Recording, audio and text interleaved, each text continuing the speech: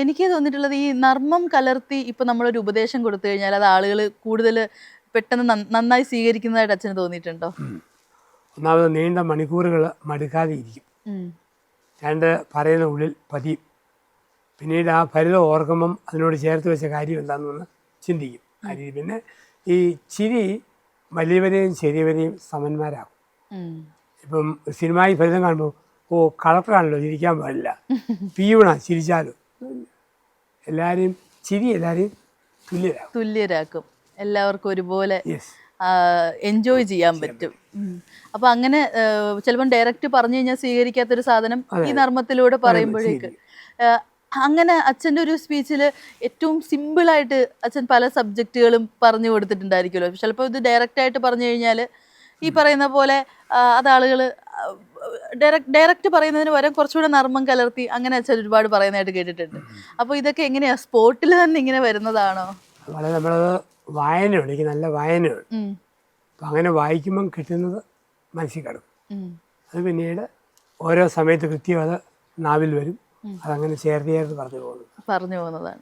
ഈ നമ്മുടെ സോഷ്യൽ മീഡിയയിൽ വന്ന് നമ്മളിപ്പം ഒരു കാര്യം പറയുന്ന സമയത്ത് ഇപ്പം അച്ഛൻ എല്ലാം ശ്രദ്ധിക്കുന്നുണ്ടായിരിക്കുമല്ലോ. അപ്പം ക്യാപ്ഷനുകളിലൂടെയും അല്ലെങ്കിൽ പകുതി കട്ടുകളിലൂടെയൊക്കെ വളച്ചൊടിക്കുന്നതായിട്ടൊക്കെ പലരുടെയും സ്പീച്ചുകളൊക്കെ കണ്ടിട്ടുണ്ട്. അപ്പോൾ അച്ഛൻ്റെ എന്തെങ്കിലും സ്റ്റേറ്റ്മെൻറ്റ്സ് ഒക്കെ അങ്ങനെ വളച്ചൊടിക്കുന്നു പല പ്രാവശ്യം. പക്ഷെ ഞാനെന്നാലും അതിലൊന്നും എനിക്കൊരു ബുദ്ധിമുട്ടില്ല, ഭയവുമില്ല. കാരണം അത് പറഞ്ഞത് മൊത്തം കേൾക്കുന്നവർക്കറിയാം ഏതാണ്. അറ്റവും മുറിയും പറയുന്നത് അത് കേട്ടു പോട്ടെ, ആഗ്രഹിക്കുന്നതിന് ബാക്കി നോക്കും എന്നാണ്. അപ്പം കൃത്യോത്തരം അതിനകത്ത് തന്നെ ഉണ്ട്. അല്ലെങ്കിൽ നമ്മൾ അങ്ങനെ ഭയപ്പെട്ട് തുടങ്ങി നമുക്ക് ഒരിക്കലും ഒന്നും പറയാൻ പറ്റില്ല, ഒന്നും പറ്റില്ല. പറയാനുള്ളത് നമ്മൾ പറയണം, ശ്രദ്ധിച്ച് പറയണം. ചിലയിടത്തിൽ പറഞ്ഞാൽ അത് പറഞ്ഞോട്ടെ, അതിൻ്റെ ബാക്കി കേൾക്കേണ്ടവർ കേട്ടിട്ട് തീരുമാനിച്ചോട്ടെ. ആ ധൈര്യം ഉണ്ടെങ്കിലേ നമുക്ക് ഈ സോഷ്യൽ മീഡിയയിലൊക്കെ നമുക്ക് പ്രതികരിക്കാൻ പറ്റത്തുള്ളൂ. ആ ധൈര്യം അച്ഛനായിട്ട് അച്ഛൻ ഉണ്ടാക്കിയെടുത്ത ധൈര്യമാണ്. തുടക്ക സമയത്തൊക്കെ ഇതൊക്കെ കാണുമ്പോഴേക്ക് അച്ഛൻ്റെ ഒരു റിയാക്ഷൻ എങ്ങനെയായിരുന്നു? ആദ്യമൊക്കെ ഇതേപോലെ എന്തെങ്കിലും നമ്മൾ പറയുന്ന കാര്യം നമ്മൾ ചിന്തിക്കാത്ത പോലെ വളച്ചൊടിക്കുന്നത് കാണുമ്പോഴേക്ക്? അത് ആദ്യകാലങ്ങളിൽ ആരും പറഞ്ഞിരുന്നില്ല. ഞാൻ ശ്രദ്ധിക്കപ്പെട്ട് തുടങ്ങിയപ്പോഴാണ് കമന്റ് പറഞ്ഞു തുടങ്ങിയത്.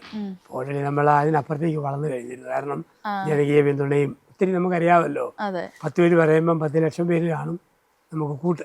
ആ ഒരു ആത്മധൈര്യം ഉണ്ടല്ലോ, അത് നമുക്ക് ഒരു ബലമാണ്. ഇപ്പം അച്ഛൻ പറഞ്ഞല്ലോ ആ തുടക്കമൊന്നും പറയുന്നില്ലായിരുന്നു എന്ന്. നമ്മൾ പലരിലും കണ്ടുവരുന്നൊരു കാര്യമാണ്, ഒരാൾ തുടക്ക സമയത്ത് നല്ലോണം സപ്പോർട്ട് ചെയ്ത് ആൾ കുറച്ചുകൂടെ വളർന്ന് കുറേ പേർക്ക് ഇഷ്ടപ്പെട്ട് കഴിയുമ്പോഴേക്ക് ഇത് ഈ പറയുന്ന പോലെ എവിടെ നിന്നൊക്കെയോ കുറച്ച് നെഗറ്റീവ്സ് വരുന്നതായിട്ട്. അതെന്തുകൊണ്ടായിരിക്കും? അതൊന്ന് അസൂയയിൽ നിന്ന് വരാം. ഇപ്പം അങ്ങനെ ഒരാൾ പൊങ്ങണ്ട, അവൻ അങ്ങനെ ഉയരണ്ട, അസൂയയിൽ നിന്ന് വരാം. 2 വേറിട്ടൊന്ന് ചിന്തിച്ചു തുടങ്ങും. ഒരാളെ തന്നെ പൊക്കി പിടിക്കണ്ടല്ലോ, നമുക്കൊന്ന് മാറ്റി പറഞ്ഞാൽ എന്താ. 3 നല്ല ആൾക്കാരെക്കുറിച്ച് കമൻ്റ് ഇട്ടാൽ വായിക്കും. ആ വായന വഴി എഴുതുന്നയാളും അല്പം പേരെടുക്കും. അങ്ങനെയൊക്കെയുള്ള പല തന്ത്രങ്ങളുണ്ട്. ഇപ്പോഴെങ്കിലും ദേഷ്യം തോന്നിയിട്ടുണ്ടോ അങ്ങനെ ഈ മേഖലയെ ബന്ധപ്പെട്ടോ? അതെ, ഒരിക്കലും ഇല്ല. അച്ഛൻ്റെ അടുത്ത് ഇപ്പോൾ ഒരുപാട് പേര് മനസ്സ് അസ്വസ്ഥമാവുന്ന സമയത്ത് കൗൺസിലിങ്സിന് വരാറുണ്ടായിരിക്കും. അപ്പോൾ അച്ഛന്മാർ, നമ്മളും മനുഷ്യരാണ്, ലോ ആവുന്ന സിറ്റുവേഷൻസ് ഉണ്ടാവും. അപ്പോൾ അത്തരത്തിലുള്ള സിറ്റുവേഷൻസിൽ ഇത് അച്ഛൻ ആരെയാണ് സമീപിക്കാറ്? ഞങ്ങളുടെയൊക്കെ സഭയിൽ തന്നെ പ്രായമുള്ള ആത്മീയ ഗുരുക്കന്മാരുണ്ട്. അവരോട് ഷെയർ ചെയ്യും, വർത്തമാനം പറയും. പിന്നെ നല്ല സ്നേഹിതരുണ്ട്, അവരോട് ഷെയർ ചെയ്യും. അങ്ങനെ നമ്മൾ ആ ഒരു രീതിയിൽ നമ്മളങ്ങ് ബാലൻസ് ചെയ്ത് കടന്നു പോകും. അതെല്ലാം അങ്ങനെ ബാലൻസ്. അപ്പോൾ ഇങ്ങനെ ലോ ആയിട്ട് നമ്മൾ അങ്ങനെ ഒരു സമയങ്ങൾ ഉണ്ടാവുകയാണെങ്കിൽ കൗൺസിലിങ്ങിന് വരുമ്പോൾ നമുക്ക് അവരെ നമ്മൾ ലോ ആയിട്ടിരിക്കുന്ന സമയത്ത് മോട്ടിവേറ്റ് ചെയ്യാൻ പറ്റാറുണ്ടോ? നമ്മളത് ഇവർ വന്നതിൻ്റെ ഉദ്ദേശം ഓർക്കുകയെ വേറൊരു മാർഗം ഇല്ലാഞ്ഞിട്ടല്ലേ വരുന്നത്. അതെ. അപ്പം നമ്മൾ ഇപ്പോൾ ഷുഗർ പേഷ്യൻ്റായ ഡോക്ടറും പ്രമേഹരോഗികൾക്ക് മരുന്ന് കൊടുക്കുമല്ലോ, അതെ അല്ലേ? അതെ. എന്ന് പറഞ്ഞ പോലെ ചില കാര്യങ്ങൾ നമ്മൾ മനസ്സിൽ ഓർത്തുകൊണ്ട് അവർക്ക് വേണമെന്ന് പറഞ്ഞു കൊടുക്കും. എന്നിട്ട് നമ്മുടെ ബുദ്ധിമുട്ടിലേക്ക് വേണ്ടി നമ്മൾ പരിഹാരം തേടി പോകും. ചിലപ്പോൾ നമ്മൾ നല്ല മൂഡ് അല്ലെങ്കിൽ പിന്നെ ആട്ട കേട്ടോ എന്നൊക്കെ പറഞ്ഞ് വിട്ടേക്കും, ഒട്ടും പറയാനുള്ള ഇതില്ലെങ്കിൽ. അങ്ങനെ കാത്ത് നിന്ന് വീണ്ടും വരുന്ന ആളുകളുണ്ട്. എത്ര പ്രാവശ്യം വിളിച്ചാലും അങ്ങനെ വീണ്ടും വീണ്ടും സ്ഥിരമായിട്ട് അച്ഛൻ്റെ അടുത്ത് വന്നു പോകുന്നവരും ഉണ്ടായിരിക്കും.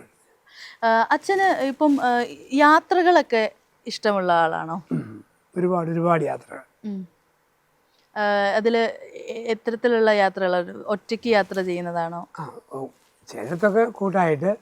വിദേശത്തെല്ലാം ഒറ്റയ്ക്കാണല്ലോ പോകേണ്ടത്. അതെ, ഒരാളെയല്ലേ അവർ കൊണ്ടുപോകുള്ളൂ. നമ്മളൊക്കെ പോകും. പിന്നെ എല്ലാ രാജ്യങ്ങളും കാണാം, സംസ്കാരം കാണാം, ജനതകളെ കാണാം. അതിനപ്പുറത്ത് ലോകമില്ലല്ലോ. അതെ, എല്ലാം ഒന്ന് കണ്ടു പോരും. ഇതുവരെ പോയ സ്ഥലങ്ങളിൽ വെച്ചിട്ട് ഇപ്പോഴും എത്ര തവണ പോയാലും മടുപ്പില്ലാത്തൊരു സ്ഥലം ഏതായിരിക്കും? അത് ന്യൂസിലൻഡും സ്വിറ്റ്സർലൻഡും. കാരണം പ്രകൃതി ഭംഗി. അതുപോലെ എല്ലാ രാജ്യങ്ങളിലും ഉണ്ട്.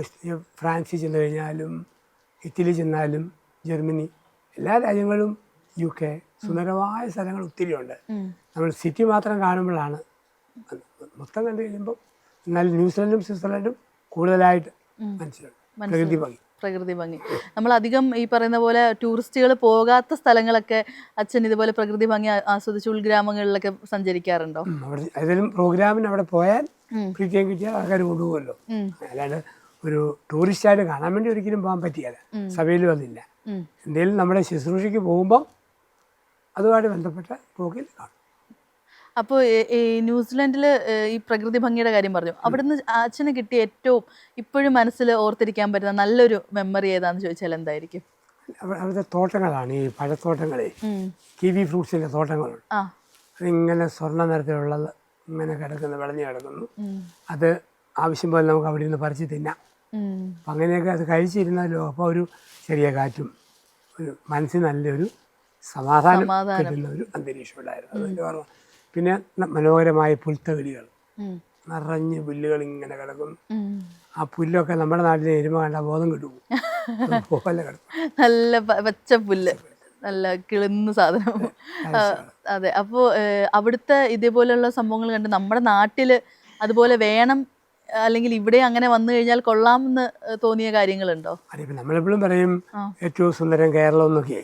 ചുമ്മാ അന്യ ലോകം കാണാത്തവർ പറയുന്നത്. ഇവിടെ സുന്ദരമാണെങ്കിലും വികൃതമാണ്, വൃത്തിയില്ല, മേനയില്ല. നമ്മൾ വിദേശത്തൊക്കെ കാണും തടാകങ്ങളും ഒക്കെ. പിന്നെ ഇവിടെയുള്ളത് മലയും ഇടനാടും തീരപ്രദേശവും അടുത്തടുത്തുണ്ട്. അപ്പം അതിൻ്റേതായൊരു ഭംഗി എന്നല്ലെങ്കിൽ ഭംഗിയായിട്ട് സൂക്ഷിക്കുന്നതിൽ നമ്മൾ പരാജയപ്പെട്ടു. ദൈവം പ്രകൃതിക്ക് ഭംഗി തന്നു, പക്ഷേ തന്നതിനേക്കാൾ കൂടുതൽ ഭംഗി മറ്റുള്ള രാജ്യങ്ങളിൽ ആൾക്കാർ വരുത്തുന്നുണ്ട്. നമ്മളത് ശ്രദ്ധിക്കുന്നില്ല. നമ്മൾ വരുത്തി കഴിഞ്ഞാൽ ഇവിടെയും ഇതിനും അടിപൊളിയാവുമായിരിക്കും. മറ്റു രാജ്യങ്ങളെക്കാൾ ഭംഗിയെല്ലാം ഉണ്ട്, ചെയ്യുന്നില്ലല്ലോ. മറ്റു രാജ്യങ്ങളുമായിട്ട് സാമ്യമുള്ള സ്ഥലങ്ങൾ നമ്മുടെ നാട്ടിൽ അച്ഛന് തോന്നിയിട്ടുള്ള സ്ഥലങ്ങൾ ഏതൊക്കെയാണ്? ഈ പ്രകൃതി ഭംഗി നല്ലോണം വെച്ച് കഴിഞ്ഞാൽ അതിലും ഭംഗിയായിരിക്കും എന്ന് അച്ഛന് തോന്നിയിട്ടുള്ള സ്ഥലങ്ങൾ? നമ്മുടെ എല്ലാ ബീച്ചുകളും, എല്ലാ ബീച്ചുകളും, അതുപോലെ തന്നെ നമ്മുടെ ടൂറിസ്റ്റ് കേന്ദ്രങ്ങൾ, ബോട്ട് സർവീസൊക്കെ ഉള്ള കേന്ദ്രങ്ങൾ, ഹിൽ ടോപ്പിലുള്ള ടൂറിസ്റ്റ് സെൻ്ററുകൾ, ഇതൊക്കെ നമുക്ക് മനോഹരമാക്കാൻ പറ്റും. അതാക്കുന്നില്ല. നമ്മുടെ ഈ ഇവിടുത്തെ ബീച്ചുകളിലേക്ക് ഇതേപോലെ നമ്മൾ തന്നെയാണ് കൊണ്ടിടുന്നത്. ഈ മാലിന്യങ്ങളൊക്കെ ഇങ്ങനെ കൊണ്ടു തള്ളുന്നു. ഇപ്പോൾ ഫോർട്ട് കൊച്ചി ബീച്ചിലാണെങ്കിൽ പോലും ഇങ്ങനെ ആളുകൾ കൊണ്ടിടുന്നു. നമ്മുടെ ഓരോ ക്യാമ്പയിൻസ് ആയിട്ട് വന്ന് അതിന് നീക്കുന്നതും കാണാം, വീണ്ടും വന്ന് അടിയുന്നതും കാണാം. അപ്പോൾ ഇതൊക്കെ കാണുമ്പോഴത്തേക്ക് വിഷമം തോന്നാറുണ്ട്. ഇങ്ങനെ അത് ഈ നഴ്സറി ക്ലാസ് മുതലേ പരിശീലിപ്പിക്കണം. കതിരയിലെ വളം വെച്ചിട്ട് കാര്യമില്ല. യൂറോപ്പിലോ വിദേശ കൊച്ചു കുഞ്ഞുങ്ങൾ പോലും ഒരു മിഠായി കടലാസ് ഉണ്ട്, അത് കൊണ്ടുപോയി വേസ്റ്റ് കൊണ്ട് കുത്തി വിടും. ഒരു പടന്നെടുത്ത് തൊലി അതുപോലെ ഇടും. നമ്മളെല്ലാം വലിച്ചെറിയും. ഇവിടെ പക്ഷെ പ്രോപ്പറായിട്ട് വേസ്റ്റ് ബിൻസും അങ്ങനെ വെച്ചിട്ടില്ലല്ലോ. ഉണ്ടേ തന്നെ ആൾക്കാരെ ശ്രദ്ധിക്കത്തില്ല. ചില ടൂറിസം കാര്യങ്ങളൊക്കെ ഉണ്ട്. കാരണം നമുക്ക് ഗതികേടിന് പബ്ലിക് റോഡ് എന്നതിൻ്റെ മലയാള തർജ്ജിമ പൊതു നിരത്തുന്നതാണ്. ആൾക്കാർ ധരിച്ചത് പൊതുവായ സാധനം മൊത്തം നിരത്താനുള്ള സ്ഥലം.